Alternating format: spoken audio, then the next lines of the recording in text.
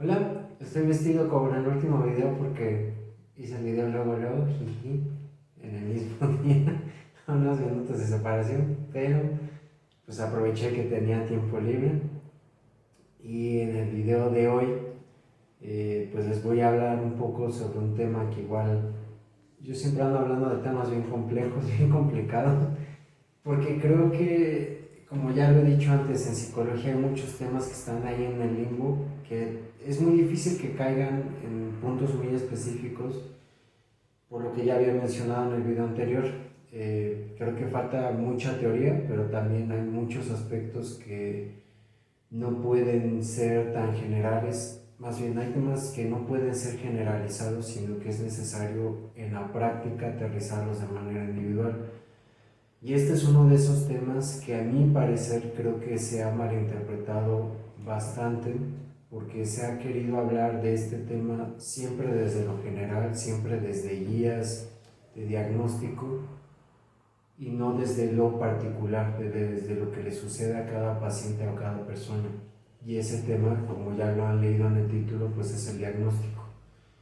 El diagnóstico, yo he notado que en últimos tiempos nuestro gremio, en especial en redes sociales, ha sido un tema pues como muy controversial, porque hay colegas que defienden el no uso del diagnóstico, hay colegas que dicen que el uso del diagnóstico muchas veces entorpece los procesos terapéuticos, estigmatiza a las personas y a mediano o largo plazo eh, dificulta mucho que las personas. El uso del diagnóstico en muchos pacientes genera estereotipos y genera estigmas, porque dicen, es que el paciente eh, fulanito fulanita ya tiene cierto diagnóstico de depresión, ansiedad, y entonces ya se refiere a sí mismo como depresivo, como ansioso, como anoréxica, como bulímica, bulímico, como psicótico, como psicótica, como limítrofe, y entonces bajo esa etiqueta acaba rigiendo su vida, y que trascienda eso es algo ya para algunos hasta imposible de hacer. Entonces, como que alrededor de esa esfera se van moviendo muchos colegas que están en contra del uso del diagnóstico, y por otro lado yo noto que hay muchos colegas que son muy fervientes del uso del diagnóstico, que para muchos, si no se diagnostica, no se está haciendo nada, porque para muchos enfoques y muchas escuelas, el diagnóstico es el primer punto, es el punto de partida para. Si el terapeuta no diagnostica qué es lo que sucede, qué es lo que tiene cierta persona, no va a poder hacer nada, no va a poner sobre la mesa un plan de acción, tanto para él como para sus pacientes. No va a saber qué técnicas utilizar, no va a saber si es momento de referir con algún otro colega o con algún psiquiatra para que atienda otras situaciones.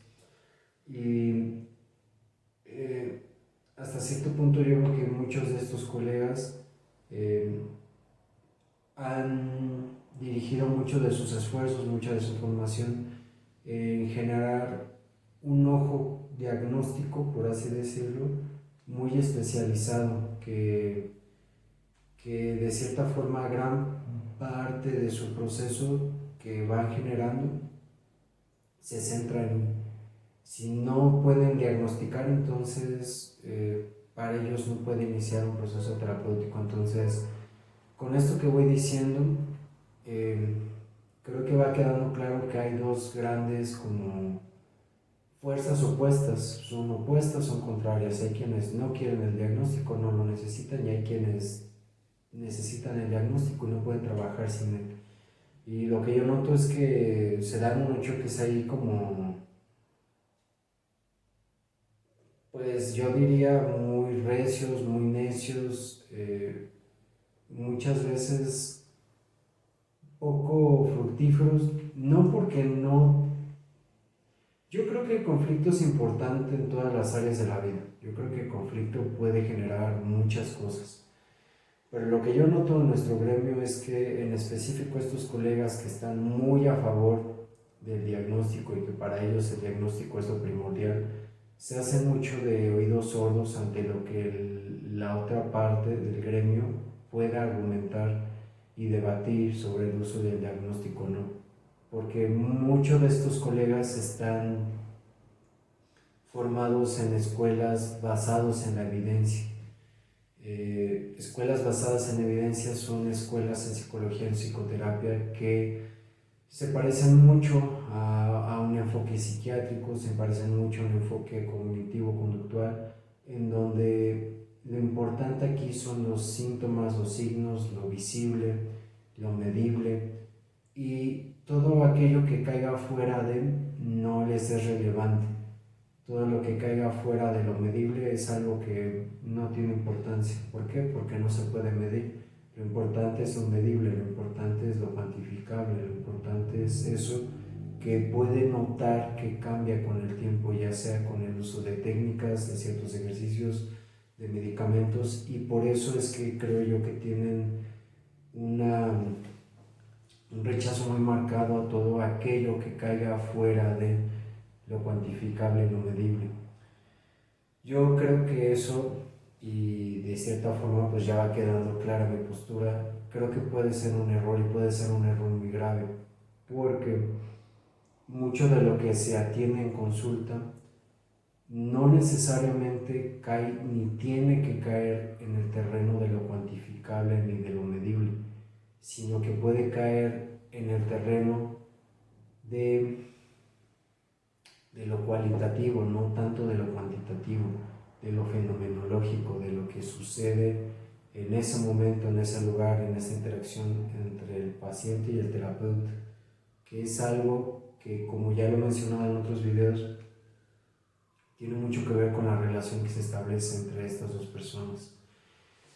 Y eso pues es un tema que no solamente nos atañe a nosotros como psicoterapeutas ni psicólogos, sino que es un debate que ha existido desde siempre, desde los inicios de la filosofía hasta la física más moderna, sobre cómo los fenómenos naturales, sean los que sean, de la física, de la química, de la psicología, del espacio, podemos entenderlos, cómo podemos medirlos. Y siempre ha habido este debate de qué tanto lo que vemos, qué tanto lo que hemos teorizado en todos los campos del saber,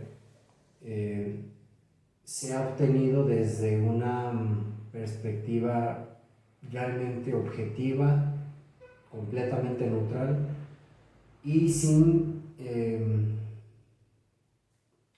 influencia de la persona que observa el fenómeno que está siendo observado. Creo que ese es uno de los puntos más importantes aquí en este tema. Cuando se habla de basado en evidencia, muchos colegas que están como en esa idea o en ese tipo de conocimiento, creo que no toman en cuenta que muchas de las investigaciones que se hacen, no todas, pero sí muchas, están influidas por muchos factores. Eso es algo que vemos en todas las materias de investigación y que creo que no se hace suficiente hincapié. Siempre estamos hablando de cómo va a ser el método de investigación, cuáles van a ser nuestras muestras, cuál va a ser la forma en la que se va a realizar el proceso, cómo vamos a utilizar los instrumentos, cómo se van a validar, un sinfín de cosas ahí. Yo estoy un poco oxidado en la investigación, como a lo mejor ya se dieron cuenta, pero para mí uno de los puntos que siempre se me hizo de los más importantes es qué tanto el investigador afecta el fenómeno que está investigando, qué tanto el investigador con su mera presencia ante el fenómeno va a impactar o va a influir en el fenómeno que está investigando. Habiendo dicho esto, creo que para muchos colegas no va a ser nuevo esto que voy a decir, pero el proceso terapéutico se asemeja mucho a un proceso de investigación. ¿En qué sentido? Cuando vamos a investigar algo, sea lo que sea, vamos a investigar algo porque tenemos una pregunta.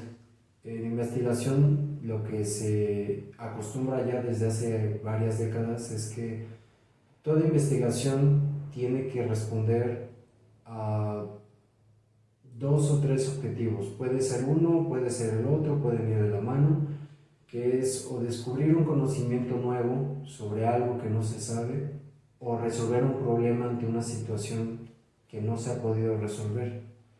Entonces, tomando eso en cuenta,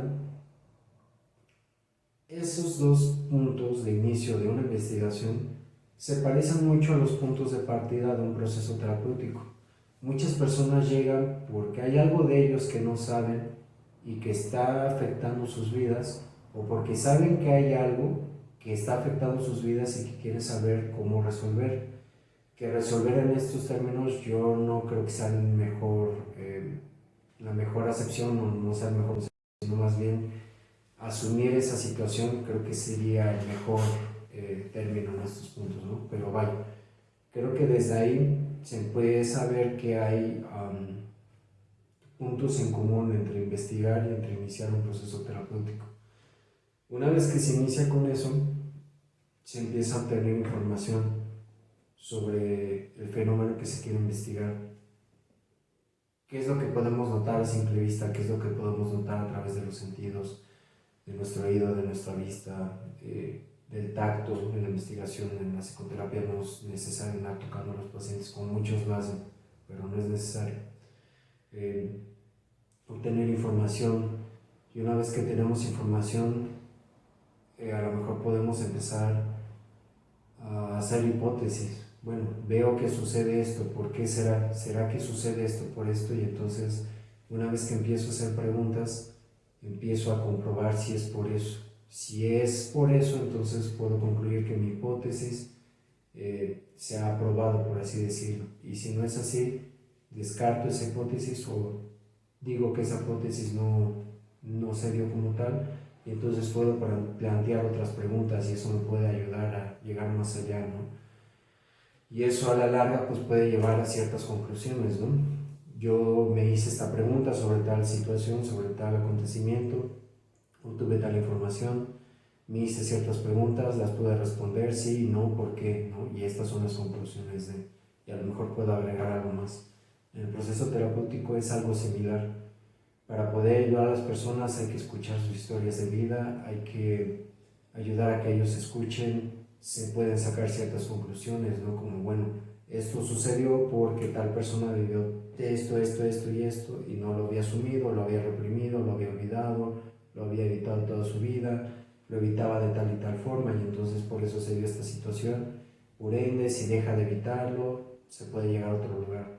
Lo estoy diciendo de una manera muy fría, pero es como para ayudar a esta analogía. Sin embargo, en investigación lo que siempre se ha planteado es que es necesario que la mirada del investigador sea nula, sea neutra, no está dirigida hacia algo. Yo me acuerdo que de lo que muchos hacían hincapié en las clases de investigación es que la hipótesis que se plantea no es necesario y no es forzoso que se responda de manera positiva, voy a decir manera positiva o negativa, de tal forma que complazca al investigador. Por ejemplo, tengo aquí esta figurita y a lo mejor yo la veo y me pregunto, ¿de qué material estará hecha esta figura de Venom en específico? Y si simplemente la veo, a lo mejor la pregunta puede ser, o mi hipótesis es, lo más probable es que esta figura esté hecha de plástico. Y entonces, si yo me pongo a investigar, a analizar, y a lo mejor la parto, o le pregunto al fabricante, o reviso el empaque en el que viene, pues viene el material. Pero si yo trato de dirigir mi investigación hacia responder la pregunta como yo quiero que sea respondida, por ejemplo, si mi motivo era decir, esta figura está hecha de plástico y quiero que sea de plástico, entonces voy a dirigir toda mi investigación para que sea así. Y a lo mejor el empaque dice está hecha de metal, pero digo, no, a lo mejor se equivocaron, a lo mejor fue un error de fábrica, o a lo mejor, a lo que voy es que en las investigaciones se puede empezar a falsear los datos, o se da el cuchareo de datos, que es lo que sucede en muchos lados, en muchas investigaciones. muchas empresas farmacéuticas, porque eso nos atañe a nosotros como psicólogos hablando de salud mental, cada año presentan nuevas investigaciones. Y yo no dudo que muchas de esas investigaciones, algunas, estén realizadas éticamente, que salgan con una pregunta realmente interesante, realmente necesaria, que obtengan una información que no esté manipulada o dirigida hacia. Pero la realidad es que muchas de esas investigaciones sí están dirigidas hacia que a lo mejor ciertos medicamentos, ciertos descubrimientos, cierto lo que sea, se enfoca a que las empresas tengan la información necesaria para empezar a vender nuevos productos, nuevos medicamentos, y eso pues tiene un impacto obviamente para ellos económicamente, y obviamente también nos impacta a nosotros como gremio, porque muchos colegas creen que esto es verdad y entonces se la pasan dirigiendo y derivando pacientes a psiquiatras cuando a veces no es necesario. Y muchas veces los pacientes, este tema se me hace muy muy complejo porque como que van saliendo cada vez más cosas, y muchos pacientes siguen a la pie de la letra lo que sus pacientes es que muchos pacientes son o son cabezas de familia o son personas eh, que tienen pues personas a su cargo, no ya sean padres o madres, porque a lo mejor son abuelos, a lo mejor son parejas y muchos de ellos tienen a cargo muchas personas. Y dije pacientes, los pacientes tienen pacientes porque muchas de esas personas están sujetas a lo que estas personas hagan o dejen de hacer. Hay muchos padres, hay muchas madres que pues que si dejan de trabajar, pues no es solamente que ellos sufran económicamente, sino que el resto de su familia también deja de tener ese ingreso. O si por ejemplo tienen que cambiarse de casa, pues toda la familia tiene que hacer todo ese movimiento, cambiarse. Vale, espero que el punto que quiero decirles esté quedando claro, pero están sujetos a muchas de esas cosas. Y muchos de estos pacientes, por el tabú de la salud mental, del diagnóstico de la enfermedad, se apegan completamente a lo que los colegas dicen, a lo que los psiquiatras dicen, y aunque les manden 5 medicamentos que sean muy caros, ellos ven la forma de comprarlos y estarlos tomando todo el tiempo, y pues eso es un impacto muy grande en la economía de ellos. Ahora, algunos de ellos sí, tal vez sí lo necesitan, pero creo que es importante ir distinguiendo que para muchas compañías y para muchos colegas la salud mental se ha vuelto un negocio, como todo en este mundo se ha vuelto un negocio. Y creo que es una ingenuidad muy grave pensar que las empresas y que el gremio se preocupan por las personas y por los pacientes porque realmente se preocupan por ellos, y no se preocupan por ellos porque en realidad les interesa su bolsillo o su billete. O sea, creo que esa sí es una realidad que a muchos no les agrada, pero que es una realidad que no deja de existir y que sí impacta, que impacta muchísimo en la forma en la que se llevan los procesos terapéuticos, impacta muchísimo en la información pública que hay sobre las enfermedades mentales y cómo tratarlas. Y todas, yo no he visto casi ninguna información que no mencione el uso de algún medicamento. Toda la publicidad, todos los comerciales, todo lo que se habla de salud mental es, lo primero que dicen es asiste a tu psiquiatra y después con un psicólogo, porque el psiquiatra lo primero que va a hacer es derivar un proceso pues médico, va a mandar pastillas, va a mandar chochos como comúnmente se dice. Y ojo, no estoy diciendo que los médicos son malos o que los psiquiatras sean malos, no, pero es que hay mucho trabajo ahí por hacer, hay mucho que hacer, y eso es a lo que iba con la cuestión de la investigación. La intención del investigador siempre va a impactar en su investigación, siempre.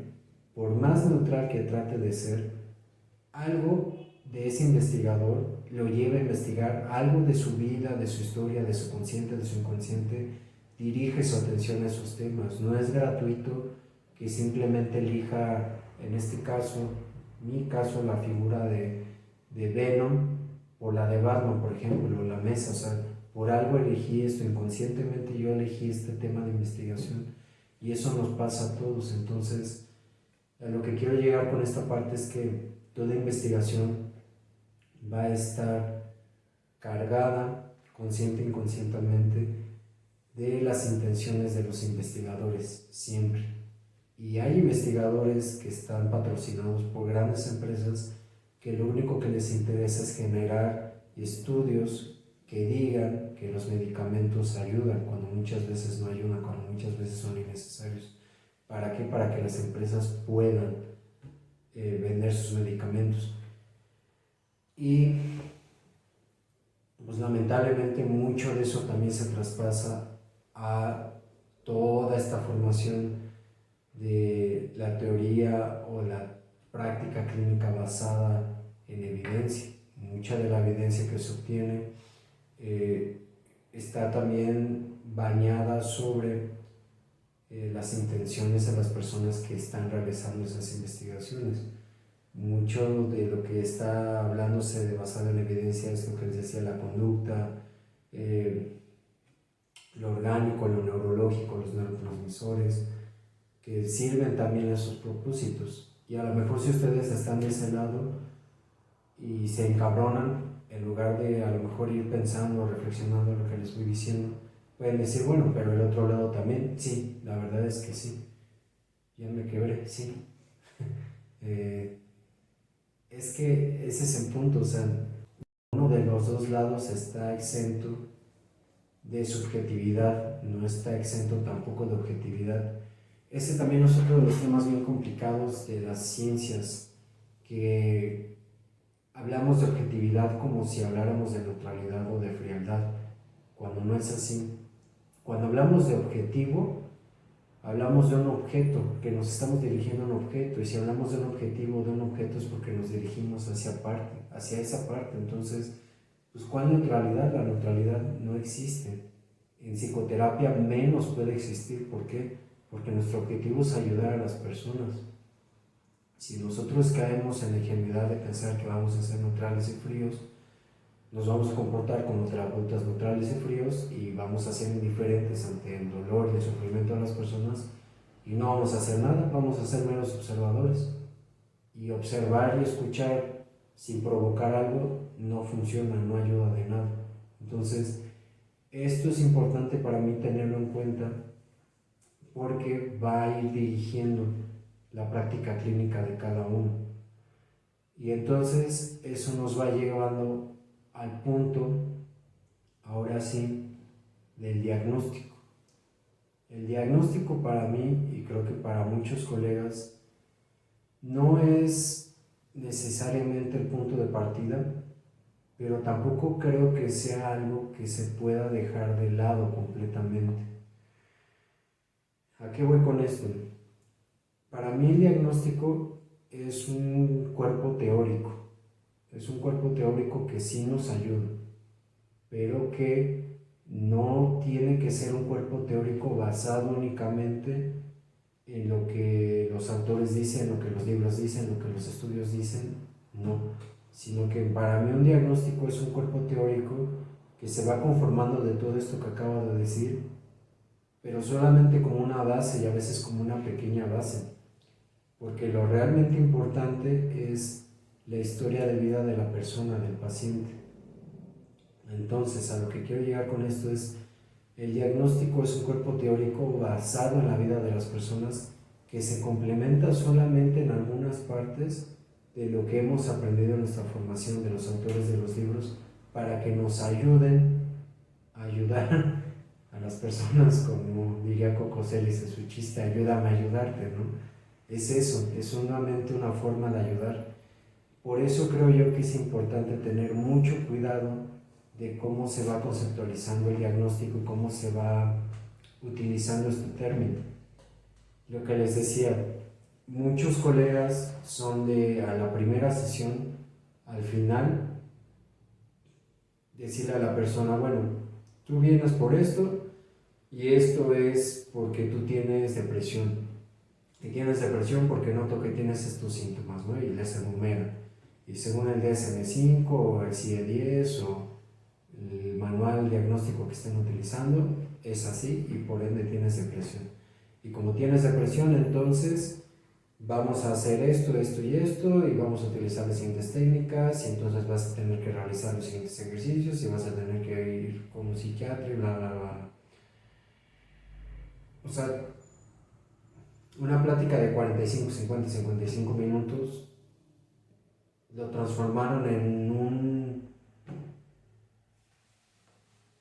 Es que para mí se me hace como hasta irrespetuoso decir que lo que te pueda contar alguien en una hora, menos de una hora, tú ya sepas decirle que prácticamente su vida es un diagnóstico, es lo que ciertos autores han descifrado, han investigado a lo largo del tiempo y que lo que ellos dicen que hay que hacer, entonces se va a aplicar a su vida tal cual y que no es como necesario hacer más o saber más, ¿no? Que eso es lo que se tiene que hacer, lo que se tiene que decir y que lo único que le queda al paciente es apegarse a eso, eh, como aceptar que es así, que así le tocó, que porque no funcionan bien sus neurotransmisores o tiene una baja de, o por tal o y situación, su cuerpo no funciona de la manera normal adecuada, y entonces que ya prácticamente está jodido, pero que si sigue el tratamiento va a seguir así. Se me hace muy, muy simplista, se me hace muy reduccionista que en 45 minutos tú ya hayas dicho que una persona es así y así y así por esto poco que hayas visto en ese tiempo. Creo que eso es una falta de respeto con los pacientes y creo que eh, genera un impacto muchas veces muy, muy duro en las personas. ¿Por qué? Porque la salud mental, aunque muchos digan que ya no es así, pero la realidad es que todavía está lleno de tabús y de estigmas. Todavía hay muchas personas que tienen miedo de acercarse a un psicólogo o una psicóloga porque van a decir que están locos, que están locas, que solamente las personas raras se acercan a consulta. Porque pues, también hay que asumirlo, vivimos en un país muy machista, muy religioso, en donde no se habla de emociones, no se habla de sentimientos, donde hay un sometimiento muy grande en muchos aspectos y, y hablar, el hecho de hablar es en sí mismo ya un tabú, o sea, es en sí mismo ya una prohibición muy grande. Vivimos en un país donde eh, todo lo que salga de las normas sociales establecidas y morales es severamente visto, es muy juzgado. Y en psicoterapia, pues ¿qué creen? Pues se habla de todo eso. En psicoterapia se habla de sexo, se habla de religión, se habla de dinero, se habla de la familia, se habla de machismo, se habla de violencia, se habla de abusos, se habla de injusticias. De todo lo que no se quiera hablar en la sociedad, en la psicoterapia es necesario hablarlo. Es un espacio para tocarlo. Por eso es que hay muchos tabús todavía. Hay muchas personas que no se quieren acercar, hay muchas personas que todavía no vislumbran como una posibilidad y como una necesidad el acercarse a la psicoterapia. Y ahora imagínense que alguien que tiene todos esos miedos llega a consulta y le dicen, bueno, pues tienes depresión. Pues ¿cómo se lo va a tomar? Pues se lo va a tomar terriblemente mal. Cuando salga y le diga a su papá o a su mamá, oye, pues me dijo este cabrón, esta fulana que tengo depresión, pues va a empezar toda esta cuestión de no, y qué hicimos mal, y por qué no le echas ganas, o por qué no te esfuerzas, o por qué no puedes ser normal. O sea, vienen recriminaciones muy duras. Y aunque muchas veces la sociedad no lo haga o la familia no lo haga, ellos mismos se lo hacen. Es que qué hice yo, pero qué hice mal en mi vida, pero por qué no puedo ser distinto, qué distinta, por qué mi cerebro no me ayuda, por qué mis neurotransmisores están mal, es que seguro algo ocurre mal conmigo mismo. O sea, hay mucho reproche, mucha recriminación. Y por eso el diagnóstico empleado así, lejos de ser un punto de partida que ayude, muchas veces es un punto de inicio de discriminación, de recriminación, de juicios y prejuicios que creo yo que muchas veces en nuestro gremio, lejos de de ayudar pues, a disipar o a esclarecer, lo somete todavía más. Lo digo porque ustedes ya me están viendo en YouTube. Si ustedes se meten al buscador y buscan o ponen la palabra depresión, ansiedad, anorexia, lo que sea, van a encontrar muchísimos videos de varios canales que hablan de la depresión desde los síntomas nada más y de que tienes que acercarte a un psiquiatra y ya. Pero nadie habla de cómo la vida de las personas y las decisiones que se toman en base a la historia de vida afectan o no y cómo eso tiene que ver con los síntomas que se van presentando. A lo que voy es que actualmente a nuestro gremio les importa más las formas, les importa más lo superficial que lo que hay de fondo. Les importa más quitar los síntomas que entender el por qué se dieron los síntomas. Porque algo que no toman en cuenta mis colegas y mucho menos los pacientes porque no saben, y los colegas porque también muchas veces no saben, muchas veces no existe una verdadera formación pues ética en psicoterapia, es que si tú eliminas un síntoma y no te vas a la raíz de él, va a aparecer otro síntoma a la larga, o ni tan a la larga, muchas veces a mediano o corto plazo ya empiezan a aparecer otros síntomas.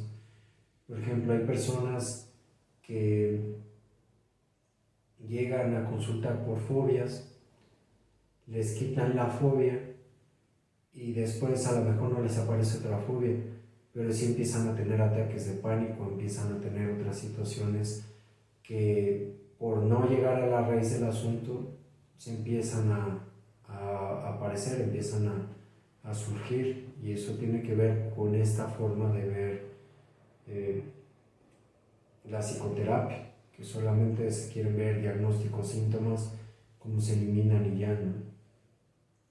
Entonces por eso creo yo que el uso del diagnóstico así puede ser muy contraproducente.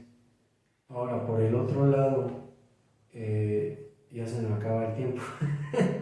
Entonces vamos a dejar el video de ahí, hasta ahí. Espero pues que si tienen dudas, tienen comentarios, me lo hagan saber en la caja de comentarios.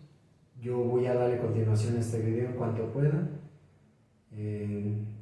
Ojalá no se me olvide justo donde me quedé, si no yo veo el video y lo retomo, pero con eso terminamos hoy. Adiós.